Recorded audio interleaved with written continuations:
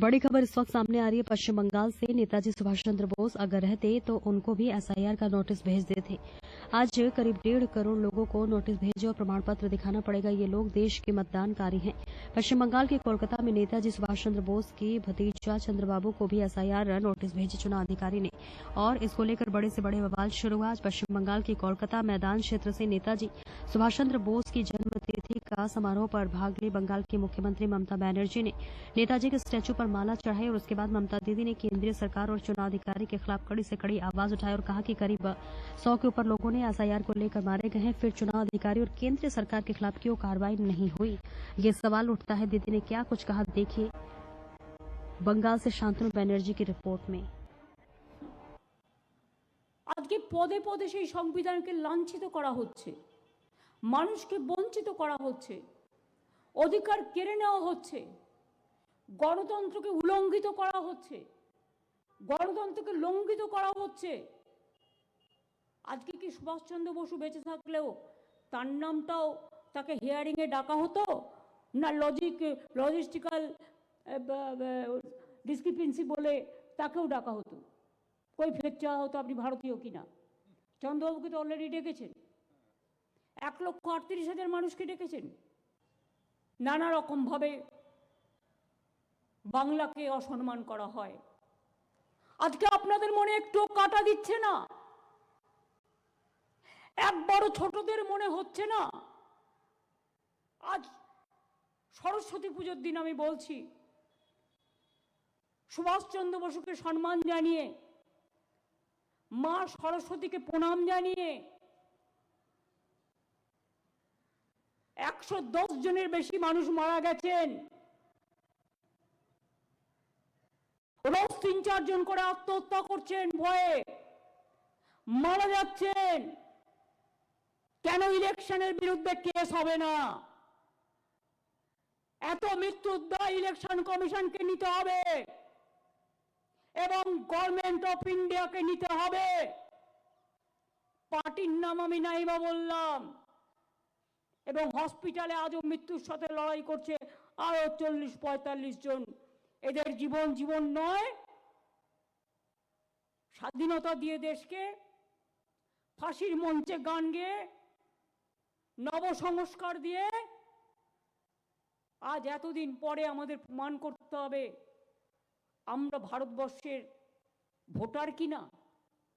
সিটিজেনশিপে একটা আলাদা আর ভোটার আলাদা, দুটোর মধ্যে পার্থক্য করে ফেলছে। मथुरा के थाना जमुना पास क्षेत्र के लक्ष्मीनगर में एक व्यक्ति की हत्या कर शव को काटकर बोरे में बंद कर यमुना जी में फेंकने की घटना सामने आई है। घटना सामने से आने के बाद से इलाके में सनसनी फैल गई। इस मामले को लेकर शाहपुर निवासी भोपाल ने गंभीर आरोप लगाए हैं। भोपाल का कहना है कि उनके पिता करीब पिछले 40 वर्षों से उमा वाटिका में काम कर रहे थे। परिवार का आरोप है कि 18 तारीख की रात करीब 8 बजे उनसे आखिरी बार फोन पर बात हुई थी। इसके बाद वे संदिग्ध परिस्थितियों में लापता हो गए। भोपाल का आरोप है कि उन्होंने थाने में गंभीर धाराओं में रिपोर्ट दर्ज कराने की मांग की है, लेकिन पुलिस ने केवल गुमशुदगी की रिपोर्ट दर्ज कराई है। परिवार का आरोप है कि पूछताछ के दौरान एक युवक सोनू घबराया हुआ मिला था, जिसने शव को काटकर बोरे में बंद कर यमुना जी में फेंकने और प्रतापनगर क्षेत्र के लोकेशन बताने की बात कही। तो वही पीड़ित परिवार ने आरोप लगाते हुए प्रशासन से यमुना जी में डेड बॉडी की तलाश कराने और मामले की निष्पक्ष जांच की मांग की। फिलहाल पुलिस प्रशासन द्वारा तलाश की जा रही है और पुलिस पूछताछ के लिए आरोपी को अपनी हिरासत में ले लिया है।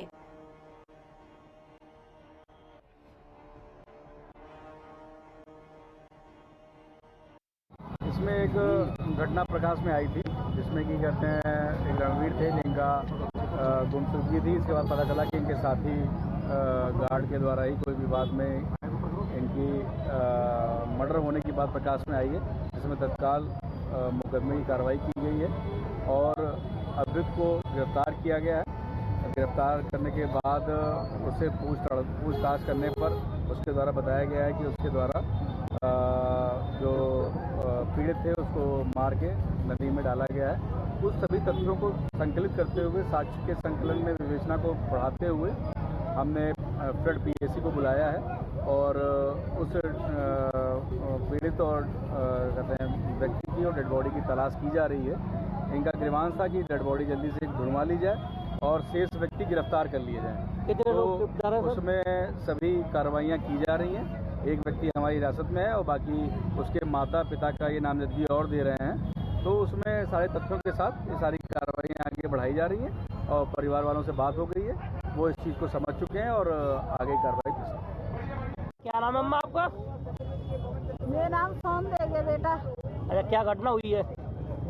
मेरो आदमी यहाँ से गायब करवाए दो। किसने? चौबे ने गायब करवाए हो। महेंद्र हो चौकीदार, माया, कमला बंगी, बाको बेटा है सोनू चार को आतो दारू पियाइए सांवे को अच्छा, खूब देख के सोई रात में ने गायब करवाए दो बेटा। क्या नाम था उनका? उनको नाम हो रणधीर। कहाँ रहते थे? यही रहते 35 साल से चौबे के यहाँ ड्यूटी करते थे। कौन सी जगह है? ये बाड़े में यहाँ थी ओमा वाटिका। पुलिस वाले बेटा 6 जना से ना सुनवाई कर रहे, मेरे 6 जना से आ रही हूँ। कैमरा दिखा रही, जनता कैमरा दिखा रही और नु कहते हैं ज्यादा करे तो अरे तुमको उल्टी आ जाएगी, उल्टी आ जाएगी। जमुना जी पे दोता को दरोगा गयो है, बस ज्यादा से घुमाए रहो। सगरी जनता पागल बना दी। हवाला में यहाँ से गई हूँ जब बेटा दरोगा तेरो बाप हो तो तेरी छाती फटती है। जनता पागल बना रहे, पागल बना रहे ने बता तो सबर के पागल बनना तू। दरोगा देखे दाम मिल रही बेटा। अभी डेड बॉडी मिली नहीं मिली? अभी हाँ मिल रही। बताया जा रहा है जमुना में ढूंढ रहे हैं। जवाब दे रहा हूँ। लोग यहाँ सड़क रोक ली है, क्या मांग रहे हैं? मैं मांग रही हूँ मेरे आदमी चाहिए, सब चाहिए, वो सबूत चाहिए। अच्छा, 6 दिन आएगा, सबूत चाहिए वो। क्या दिन हो गए उन्हें गायब हुए? आज 6 दिन आए, 18 तारीख को आए हम। भोपाल। अच्छा, ये रोड जाम किया है, किस मामले में किया है? हमको इंसाफ चाहिए। अच्छा, मेरे पिताजी उमा वाटिका में काम करने आते थे, मैनेजर गिरी का। 40 साल हुए उनको काम करते करते। और ये जो वाटिका के मुनीम जी हैं, जो उनका नाम है महावीर चतुर्वेदी, पवन चतुर्वेदी, उन्होंने मेरे पिताजी को मर्डर करवा दिया है। अच्छा, हमने चौकी में सूचना दी, चौकी में FIR कराई, उन्होंने हमारी FIR नहीं ली। फिर हम थाने में गए, वहाँ उन्होंने हमारी FIR नहीं ली। बाद में उन्होंने कह दिया कि FIR हमने तुम्हारी ले ली। उन्होंने FIR हमने महावीर चतुर्वेदी जी नाम के कराई थी, उन्होंने गुमशुदा के नाम से हमारी FIR दर्ज कर दी। हमको पता नहीं था, बाद में पता चली। पुलिस वाले इस बात का गुमराह करते रहे। इस बात को 18 तारीख से 6 दिन हो गए, कोई भी इंसाफ नहीं मिला हमको। पुलिस वालों ने रिश्वत लेके हमको डील में डाल दिया। आरोप लगा रहे हैं, तो क्या कैसे मान रहे हैं? क्या कोई रंजिश थी? क्या था? कोई हमारी रंजिश नहीं थी, कोई कुछ नहीं था। मेरे पिताजी की जेब में 5 लाख रुपए थे, एक सोने की अंगूठी पैर रखी थी उन्होंने और एक लड़ती उनकी जेब में, और वो डेली आते थे काम करने के लिए। 5 लाख आए कहाँ से? आए कहाँ से? वो हमारे घर से लेके आए थे सोनार को देने के लिए। हमारी उस सोनार पर चीज गिरवी रखी है, उसके देने के लिए। अच्छा, आप यहाँ विरोध कर रहे हैं, किस तरह से कर रहे हैं? हमको इंसाफ चाहिए इस बात का। 6 दिन हो गए, हमारी लाश नहीं तो हमको जिंदा मुर्दा मिला, नहीं बॉडी मिली, कैसा भी नहीं मिला। पुलिस वाले गुमराह कर रहे हैं, रिश्वत ले रखी है सभी ने। और इस बीच आगरा से बड़ी खबर सामने आ रही है। राज चौहान की हत्या का मामला, हत्या से पहले हुई मारपीट का वीडियो वायरल। राज चौहान और युवकों के बीच जमकर हो रही है मारपीट। हत्या से पहले राज चौहान और होटल पहुंचे युवकों के बीच हुई जमकर मारपीट। देर रात होटल के अंदर गोली मारकर हुई थी राज चौहान की हत्या। होटल के अंदर गांव से पहले चल रही थी शराब पार्टी। इस बीच आपको बताते चले, हत्या से पहले शराब पार्टी चल रही थी। राज चौहान ने कुछ समय पहले एक युवक को गोली मारी थी, उसी मामले में गया था जेल। हाल ही में जेल से छूटने के बाद मनाया गया था जश्न। हत्या के मामले में पुलिस ने कई लोगों को पूछताछ के लिए हिरासत में लिया। आगरा थाना ट्रांसयमुना क्षेत्र के टेडी बगिया का था मामला।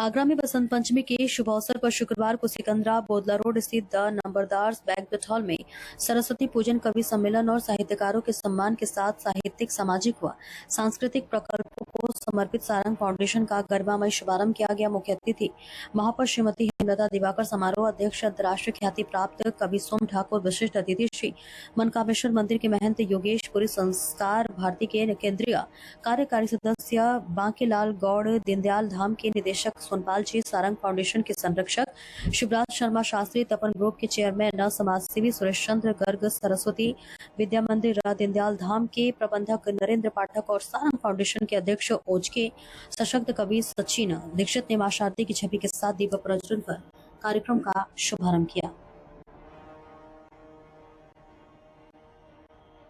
शम्स है और आज सारंग फाउंडेशन द्वारा मुझे युवा प्रतिभा सम्मान दिया गया है और उसके लिए मैं उनका कृतज्ञ आभारी हूँ, हृदय से आभारी हूँ, कृतज्ञ हूँ। दिवस है। ये संस्था साहित्यिक, सामाजिक, सांस्कृतिक प्रकल्पों को समर्पित है। आज के इस कार्यक्रम में कवि सम्मेलन एवं साहित्यकारों का सम्मान समारोह रखा गया है और इसमें एक सारंग युवा सम्मान दिया गया है जो कवि दीपांशु संत को संस्था ने प्रदान किया है। इस संस्था का उद्देश्य है कि शहर में साहित्यिक, सांस्कृतिक और सामाजिक गतिविधियों को बढ़ावा देना। आज ये बहुत अविस्मरणीय पल है। इतनी वृद्ध आयु में आदरणीय गीत ऋषि सोम ठाकुर जी की यहाँ उपस्थिति है। आदरणीय प्रथम नागरिक शहर की आदरणीय महापौर हेमलता जी की उपस्थिति है। गोपाल दास नीरज जी के सुपुत्र सुकवि शशांक प्रभाकर जी यहाँ उपस्थित हैं। रुचि चतुर्वेदी जी यहाँ उपस्थित हैं। पवन आगरी जी यहाँ उपस्थित हैं। मनकामेश्वर मठ के महंत श्री योगेश पुरी जी की यहाँ उपस्थिति है। ये सारंग फाउंडेशन के प्रथम कार्यक्रम के लिए अविस्मरणीय कार्यक्रम है। बसंत पंचमी का पावन पर्व है और आज सारंग फाउंडेशन की स्थापना भी होने जा रही है। मैं सारंग फाउंडेशन के संस्थापक और अध्यक्ष श्री सचिन दीक्षित जी को बधाइयाँ देती हूँ कि उन्होंने एक ऐसा फाउंडेशन बनाया है जहाँ पर समाज की आवाज़ को उठाने के लिए जो कवि यहाँ पर मौजूद हैं, जो इनकी संस्था में जो कवि हैं, वो हर वर्ग के की आवाज़ उठाने का जो कार्य करते हैं। सारंग फाउंडेशन जो हमारे आसपास के माहौल को जो कवि के रूप में जो अपनी आवाज़ बनाकर जो व्यक्त करते हैं। अभी हमने देखा कि इनकी जो आवाज़ थी किस प्रकार से सारे हमारे जो महापुरुष हैं, हमारी जो वीरांगना है, उनके बारे में उन्होंने अभी बहुत अच्छा कवि एक गा के बताया। मैं सारंग फाउंडेशन को बधाइयाँ देती हूँ और मैं ईश्वर से, माता सरस्वती से प्रार्थना करती हूँ कि जिस प्रकार से सचिन भाई की अंदर जो एक आवाज़ है, अपने आसपास के माहौल को जो वो व्यक्त करते हैं, ईश्वर उन्हें ऐसी शक्ति दे कि वो सारे माहौलों को अपने आवाज़ में व्यक्त करते हुए अपने आवाज़ को जनता तक पहुँचाने का कार्य करें। दुश्मन देश के किसी भी हवाई हमले से बचने को लेकर शाहजहांपुर में खास मॉकड्रिल किया गया। मॉकड्रिल के दौरान ब्लैकआउट किया गया ताकि दुश्मन के हवाई जहाज और मिसाइल को रोशनी दिखाई न दे। मॉकड्रिल के जरिए नागरिक सुरक्षा की तैयारी को परखा गया और आम लोगों को सुरक्षा प्रोटोकॉल के प्रति जागरूक किया गया। शाम को ठीक 6 बजे खतरे का सायरन घुसते ही कलेक्टर परिसर और उसके आसपास के इलाकों में बिजली की आपूर्ति पूरी तरह से बंद कर दी गई। ब्लैकआउट होते ही स्वयंसेवकों और फोर्स ने मोर्चा संभाले। इस दौरान नागरिक सुरक्षा कर्मियों, आपदा मित्रों, होमगार्ड, एनसीसी और पुलिस के लोग मौजूद रहे। ये बताया गया है कि आधुनिक युग में युद्ध केवल सीमाओं तक नहीं लड़ा जाता बल्कि शहरों की भी सुरक्षा उतनी महत्वपूर्ण है। घायलों साथ ही साथ स्वास्थ्य विभाग द्वारा भी घायलों को ले जाने का मार्ग जो है उस वक्त मॉकड्रिल किया गया।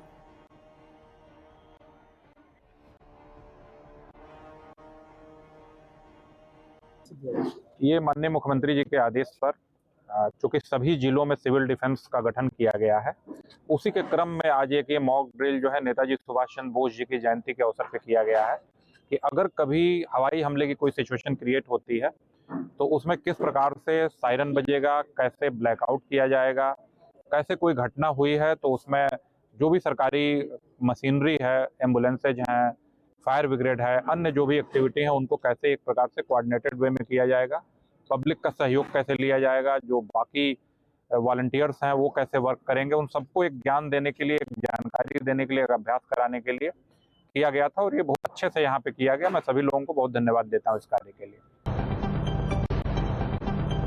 आगरा में अखिल भारतीय क्षत्रिय महासभा द्वारा आगरा में ब्रज क्षेत्र कार्यकारिणी बैठक का आयोजन किया गया। बैठक में बड़ी संख्या में पदाधिकारी एवं कार्यकर्ता मौजूद रहे। इस दौरान मुख्य रूप से यूजीसी से जुड़े हालिया प्रावधानों को लेकर गहन चर्चा की गई और उन्हें छात्र विरोधी करार दिया गया। बैठक में वक्ताओं ने कहा कि यूजीसी के मौजूदा नियमों को छात्रों का भविष्य प्रभावित हो सकता है। बिना समुचित जांच के यदि किसी छात्र के खिलाफ कार्रवाई की जाती है और केवल शिकायत के आधार पर उसे दोषी ठहराया जाता है तो ये पूरी तरह गलत है।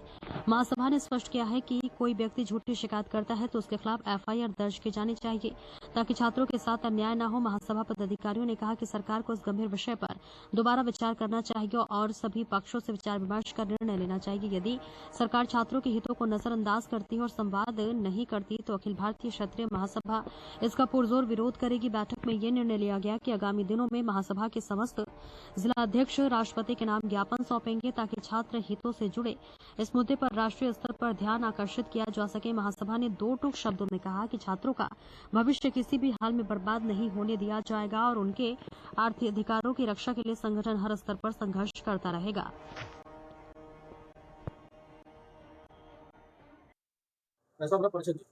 मैं राघवेंद्र सिंह राजू, वरिष्ठ राष्ट्रीय महामंत्री अखिल भारतीय क्षत्रिय महासभा।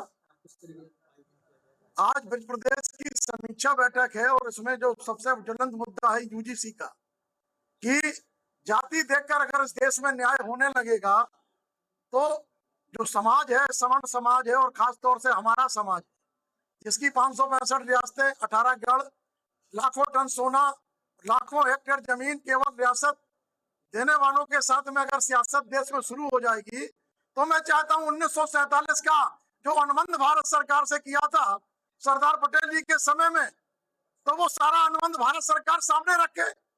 अगर देश में जाति संप्रदाय के नाम पर, एक वर्ग विशेष को नाम पर, वोट की चोट के नाम पर समाज को जोड़ने तोड़ने और केवल कुर्सी पाने और सिंहासन की राजनीति अगर होने लगेगी तो जो मूलभूत मुद्दे हैं उन मुद्दों से लोगों का ध्यान भटका करके हम समाज में जहाँ अर्थव्यवस्था की बात होना चाहिए, जहाँ बेरोजगारी की बात होना चाहिए, जहाँ महंगाई की बात होना चाहिए, आज 10 रुपए में 2.5 किलो आलू फरकाबाद में बिक रहा है। किसानों की कौन सुनेगा? किसान आयोग का गठन क्यों नहीं होता?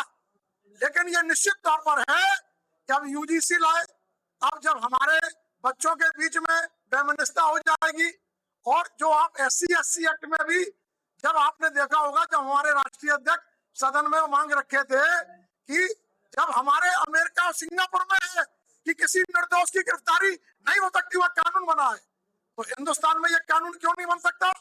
सदन में यह कानून बनना चाहिए था। लेकिन न्यायपालिका हर चीज पर संज्ञान लेती है, लेकिन मैं समझता हूं देश की सुप्रीम कोर्ट को संज्ञान लेना चाहिए। ये कोई मामला नहीं है कि किसी भी व्यक्ति को, जो शिक्षा का उच्च मापदंड है कि आपने भाई ठीक है 10 साल के लिए आरक्षण लागू किया था, आज लगातार आप आरक्षण का केवल वोट की राजनीति, वोट की चोट दे करके आप आरक्षण को ढाल बना दिए। आज देश का, पूरे देश का ऐसा कोई नहीं है। आर काल में 4 वर्ण थे, ब्राह्मण, वैश्य, शूद्र, क्षत्रिय, इसलिए इतना बड़ा जो वर्ग है, हम सनातन को मानने वाले ये सारे बैठे हुए लोग सनातन के योद्धा हैं। इनके तो 33 कोटि हजार देवी देवता है। अब इनमें भी अगर आप विभाजन कर देंगे और कभी आप रामायण के नाम पर, कभी महापुरुषों के नाम पर, कभी धर्म के नाम पर, कभी समुदाय में जाति उन्माद फैलाने के नाम पर, कभी राणा के सांगा के इतिहास के नाम पर, कभी महाराणा प्रताप के इतिहास के नाम पर, अरे भाई इतिहास पढ़ लीजिए। इतिहास चुराया नहीं हमने इतिहास बनाया है और मर करके भी रणभूमि में ये भारतवर्ष बचाया है। इसलिए अगर ऑपरेशन सिंदूर में ये 36-44 राजपूताना रेजिमेंट्स, हमारे 10 राजपूताना रेजिमेंट से अगर ये ना होते तो आज देश सुरक्षित ना होता। आज आप कल मॉक ड्रिल कर रहे थे, ब्लैकआउट कर रहे थे, आपको खुद मालूम है कि जो स्थितियां परिस्थितियां अन्य देशों में बनी हुई है, वो भारत देश में ये सारा जाति उन्माद फैलाने का आपने देखा। अगर ये बात नहीं होती तो सपा के राष्ट्रीय प्रवक्ता पर राघवेंद्र सिंह राजू ने हजरतगंज कोतवाली में मुकदमा दर्ज कराया क्योंकि मैं कह रहा था चूतों की नोक पर रखता हूँ ठाकुर बात को। अरे इस तरीके की राजनीति होगी, ये सब बर्दाश्त नहीं करेगी। अगर छेड़ा है तो छोड़ेंगे नहीं, हम सड़कों पर उतरेंगे, सड़क से लेकर के संसद तक जितना होगा, क्योंकि अन्याय से कर मौन रहना यह बड़ा दुष्कर्म है। न्यायार्थ अपने बंधु को भी दंड देना धर्म है, हमारी संस्कृति कहती है, हमारे संस्कार कहते हैं, और हमारा जो वेद व्यास है वो सारे ग्रंथ भी हमारे यही कहते हैं कि आप सब लोग अन्याय में कि अन्याय के लिए आप सब आगे आइए। और यह तय हुआ कि 27 तारीख को सारे जिले के जिलाध्यक्ष अपना ज्ञापन राष्ट्रपति को संबोधित करते हुए देंगे। आगरा के ट्रांस यमुना थाना क्षेत्र से एक सनसनीखेज हत्या की वारदात सामने आई है। टेढ़ी बगिया स्थित एसएन होटल में देर रात उस समय हड़कंप मच गया जब होटल के अंदर शराब पीने के दौरान हुए विवाद के बाद राज चौहान नामक युवक को गोली मार दी गई। दरअसल प्राप्त जानकारी के अनुसार होटल में शराब पार्टी के दौरान किसी बात को लेकर विवाद हुआ जो देखते ही देखते हिंसक हो गया। इसी दौरान आरोपियों ने राज चौहान पर फायरिंग कर दी। गोली लगने के बाद राज गंभीर रूप से हालत में होटल से बाहर निकलकर भागा, लेकिन बदमाशों ने उसका पीछा किया और बाहर निकलते ही उसे फिर से गोली मारकर मौत के घाट उतार दिया। घटना की सूचना मिलते ही मौके पर अफरा तफरी मच गई। पुलिस ने मौके से 5 खोखे और शराब की कई बोतलें बरामद की है। फॉरेंसिक टीम को भी जांच के लिए बुलाया गया है। बताया जा रहा है कि मृतक राज चौहान हाल ही में जेल से रिहा हुआ था और वह पहले हत्या के प्रयास के मामले में सजा काट चुका था। जेल से रिहाई के बाद उसका बड़े स्तर पर जश्न मनाया गया था, जिसको लेकर उस समय भी एक मुकदमा दर्ज हुआ था। घटना की गंभीरता को देखते हुए डीसीपी सिटी सहित कई थानों की फोर्स मौके पर पहुंची और पूरे इलाके को छावनी में तब्दील कर दिया। पुलिस आसपास लगे सीसीटीवी कैमरों की फुटेज खंगाल रही है।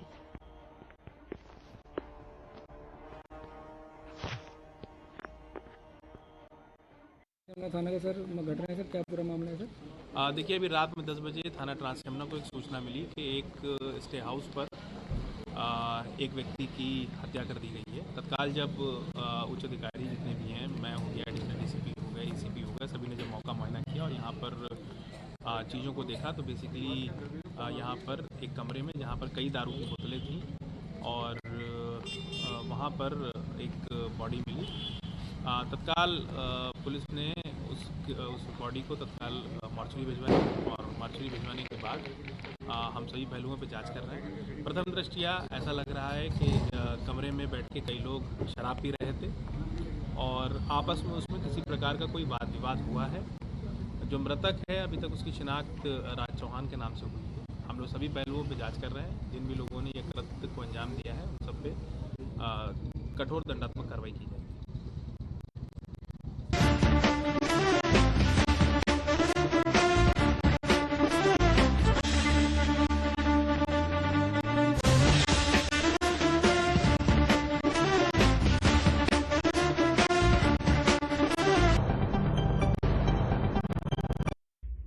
आगरा में जनपद न्यायालय आगरा के तत्वाधान में निःशुल्क स्वास्थ्य जांच एवं रक्तदान शिविर का आयोजन माननीय जे मुनीर प्रशासनिक न्यायाधीश सत्र खंड आगरा के कर कमलों द्वारा उद्घाटन किया गया, जिसमें इमरजेंसी सर्जन, नेत्र रोग, अस्थि रोग, त्वचा रोग, स्त्री रोग विशेषज्ञ, फिजिशियन, महिला चिकित्सा अधिकारी, कम्युनिटी मेडिसिन, क्लिनिकल साइकोलॉजिकल नेत्र परीक्षण अधिकारी, स्टाफ नर्स व जिला चिकित्सालय आगरा, पीएससी सीएचसी इतमादपुर, वही नोडल अधिकारी डॉक्टर ऋषि गोपाल, उप मुख्य चिकित्सा अधिकारी आगरा।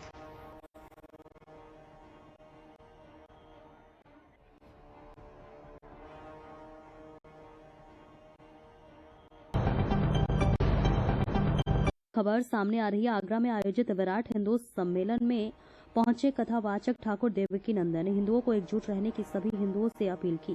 कुछ लोग हमें बांटने और लड़ाने का भी कर रहे प्रयास। शंकराचार्य अभिमुक्तेश्वरानंद मामले में भी बोले देवकी नंदन। इस बीच मेरे लिए दोनों ही पक्ष अपने में मैं अदना सा शिष्य कुछ भी इस मामले में बोलने में अक्षम हूँ। मेरी राय में दोनों ही पक्षों को रखना चाहिए था संयम।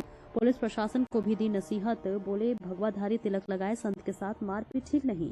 इस मामले को तूल न देकर आपसी तालमेल से सुलझाना चाहिए विवाद। पुलिस के